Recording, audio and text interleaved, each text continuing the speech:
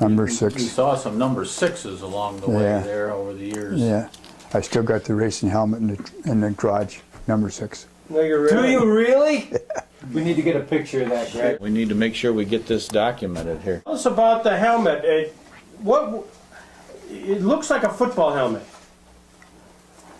Was this a normal? I think it's for racing. Just racing? I think so. Yeah.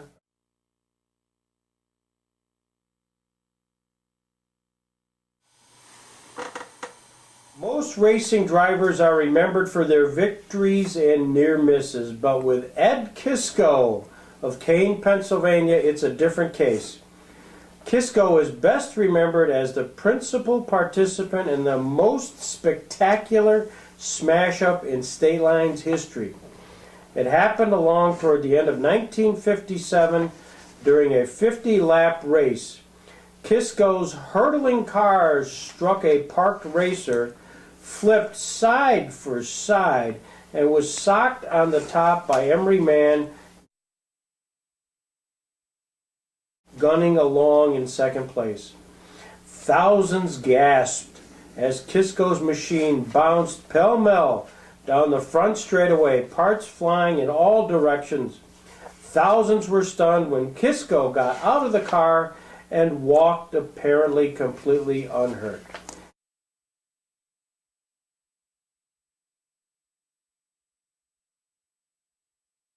Eddie still recalls that pileup and still has a few souvenirs of it too.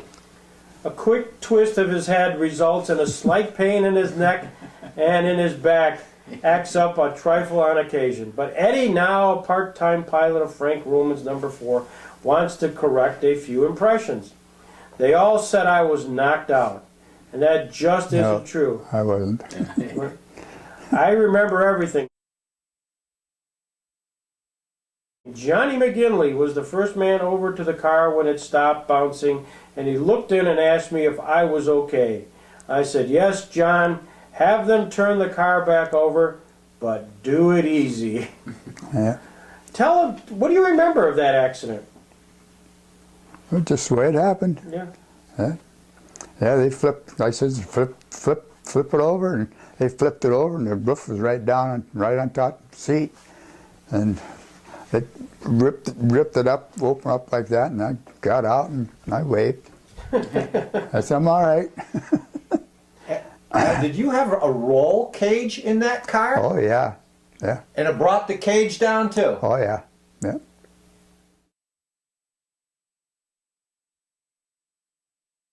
I was just driving like this, and it was almost to the end, and I was looking to see what flag, they were going to put out. And I was looking like this, and then that's when I slammed into the car and flipped over. Because it was about 2 or 3 laps to go, and I thought, geez, is that one lap to go or 2 laps to go or what it was? And I just kept looking and looking. Now that's why I hit. I'm sorry, this car was stalled on the track? Yeah, those days, if a car stopped, they just left it sit right there instead of taking it off the track. Nowadays they don't. Something happens like that, they get them off the track, get them off. Wow. Those they just let them sit there. Just left them there. That's why that was sitting there, and I wasn't paying any attention, looking to see what.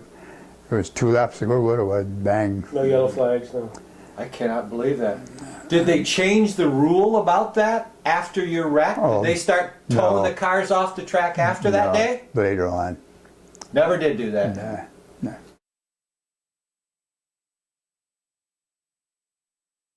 Racing car was in Kane. Yeah. Yeah. Hook them up and tow them up. Yeah, and you were mentioning the fact of the every time they would introduce Squirt Johns, what would they say about Squirt Johns? Faraway, Squirt Johnson, Faraway Brockway. Yeah.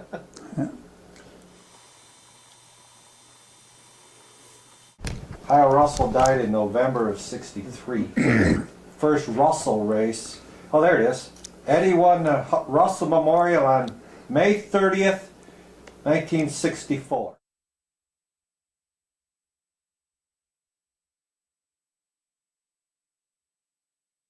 drove in a lot of interesting cars. Yeah.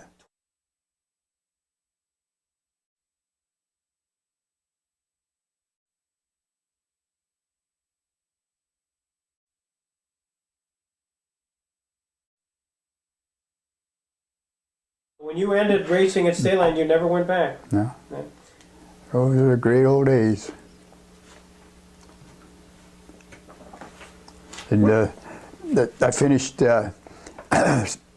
first in points at Erie's Speedway, and second in points in State Line Speedway. So, in those, that time.